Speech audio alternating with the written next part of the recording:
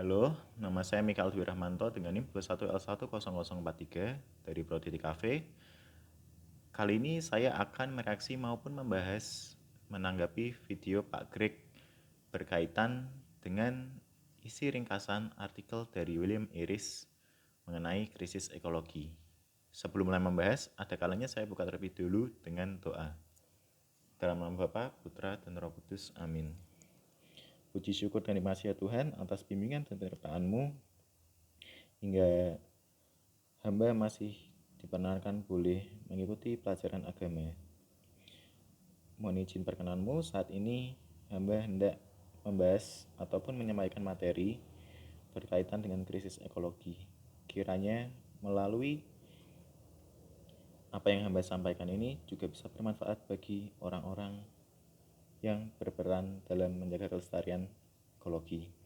Doa yang kurang sempurna ini hamba serahkan semuanya ini seturut dengan kehendak-Mu. Demi Kristus, Tuhan mengantara kami. Kemuliaan kepada Allah Bapa, Putra, dan Roh Kudus, seperti pada permulaan, sekarang, selalu, dan sepanjang segala abad. Amin. Dalam nama Bapa, Putra, dan Roh Kudus. Amin. Krisis ekologis dan kebodohan ataupun khayalan diri berkaitan dengan implikasi bagi sektor bangunan. Dalam krisis ekologi, sebenarnya yang terkena krisis bukanlah ekologinya, melainkan manusia yang ada di masa depan yang akan terkena dampaknya. Menurut William Iris, sektor pembangunan ini merupakan hal yang paling bertanggung jawab terhadap krisis ekologi. Dunia ini berada di dalam situasi kerapuhan akan sesuatu yang tak bisa terelakkan lagi. Krisis ekologi ini semakin bertumbuh, maka akan semakin parah. Tentunya ini bisa membahayakan peradaban global. Jadi pada intinya, dunia sedang berada di dalam kerapuhan karena krisis ekologi. Krisis ekologi ini berkaitan dengan generasi kita selanjutnya. Apabila generasi ataupun komunitas global yang sekarang tidak bertindak cepat, hanya tinggal diam dan mengabaikannya saja, maka generasi selanjutnya bisa terancam karena krisis ekologi. Jadi, kenapa komunitas global saat ini tidak bertindak dan hanya bersikap bodoh saja?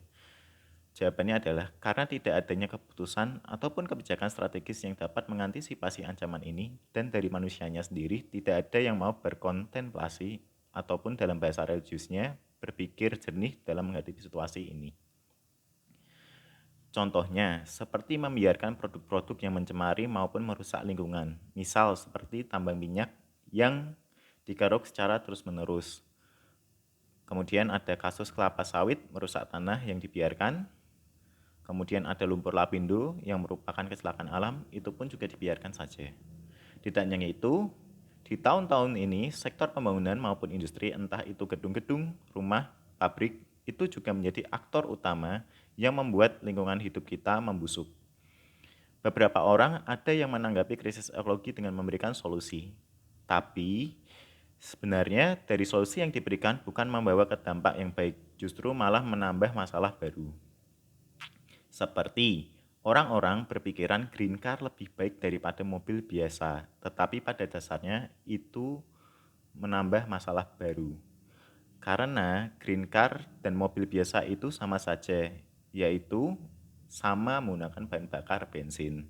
Tentunya hal ini sama saja menambah polusi udara yang juga dapat merusak alam.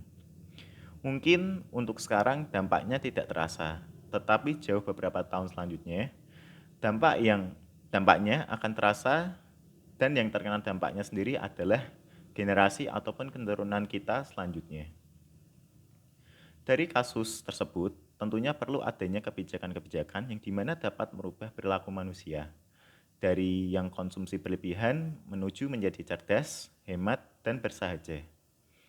Solusinya adalah bagaimana kita bisa membuat masyarakat bersahabat dengan alam, karena mengingat kembali bahwa kehidupan kita saling berhubungan dengan kondisi sumber daya alam yang ada.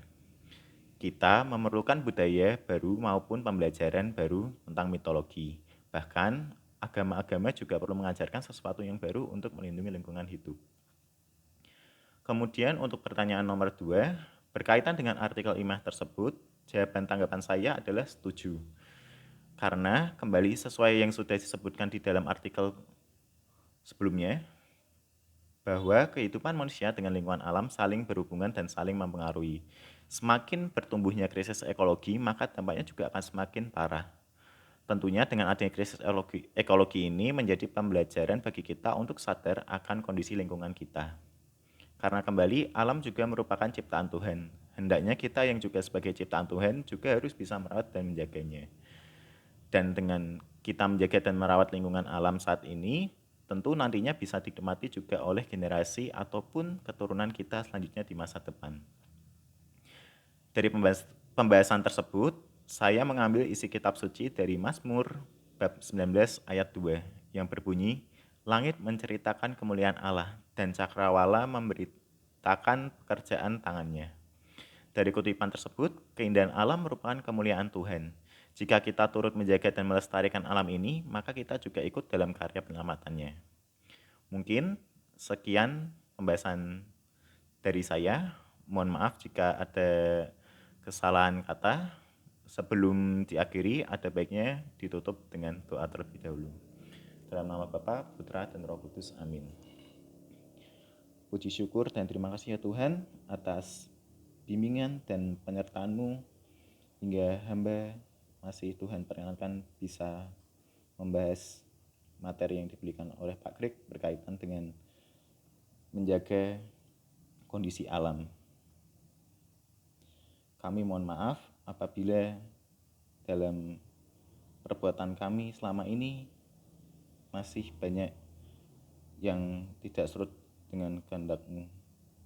Dan semoga melalui materi yang disampaikan ini juga menjadi pembelajaran kami selanjutnya.